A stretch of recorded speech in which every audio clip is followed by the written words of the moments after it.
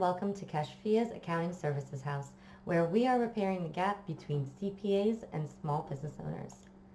I am your hostess, Kasfia Rashid, but you can call me Kash. I am an accounting consultant for small business owners, entrepreneurs, and charitable organizations.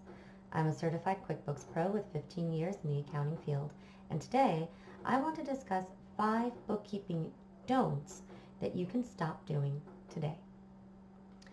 So my 5 bookkeeping don'ts are: 1. Don't use your personal account. 2. Don't use cash with a C. 3. Don't skip your reconciliations. 4. Don't count loans as income. 5. Don't double count your expenses. So let's take a deeper look into each of these 5 don'ts and how you can avoid them. So 1. Don't use your personal accounts for business. Let me repeat that. As small business owners, do not use your personal accounts for business. This includes bank accounts, credit card accounts, personal third-party accounts like PayPal or Square. If you are an LLC or a limited liability corporation, you are required to have a separate account for all of your businesses. And if you have multiple LLCs, each business should have its own separate bank account. Number 2, don't use cash. Use your debit card as often as you can. See, this starts a paper trail, and while it doesn't eliminate the need for paper receipts, it does convert the purchase into an electronic format. When in doubt, write a check. And when you write a check, still get a receipt. Do not rely solely on your checkbook. Now, speaking of checkbooks, don't skip balancing your checkbook. Guys, this is a fraud check. If you are not looking at your monthly bank and credit card statements, start today. Hackers out there are getting more and more sophisticated, and while our banks are doing the best they can to protect us, we do need to take some responsibility.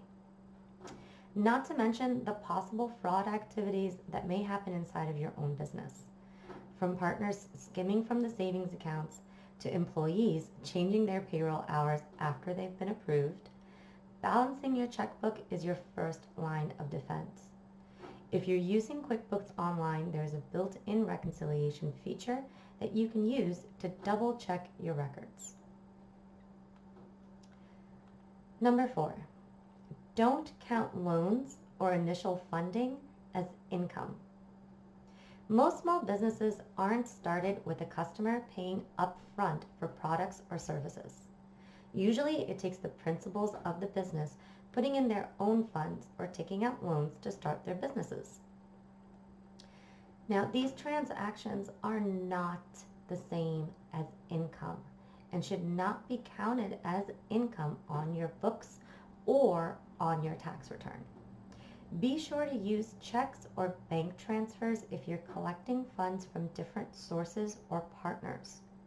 Use an Excel sheet or your accounting system to track these as loans or equity respectfully.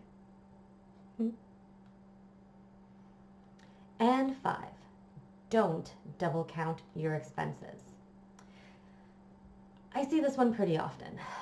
A small business owner makes a purchase using their credit card and then pays the bill. Sounds normal. Small caveat. They often book the payment to their credit card as an additional and separate expense, resulting in all of the expenses being counted twice. Now, if this happens each month, the small business owner thinks that they are making far less than they really are. They will plan to pay less taxes and in the end be hit with a pretty harsh reality.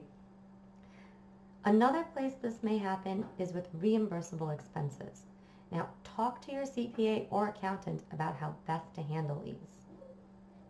So guys, these are my top 5 bookkeeping don'ts that you can stop today. 1, don't use your personal account. Start using your business account only. Don't use cash. Use your debit card and only use cash as necessary. Don't skip your reconciliations. This goes for your banks as well as your credit cards. Don't count loans as income or initial funding as income.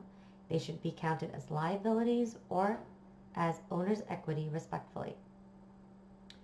And 5, don't double count your expenses.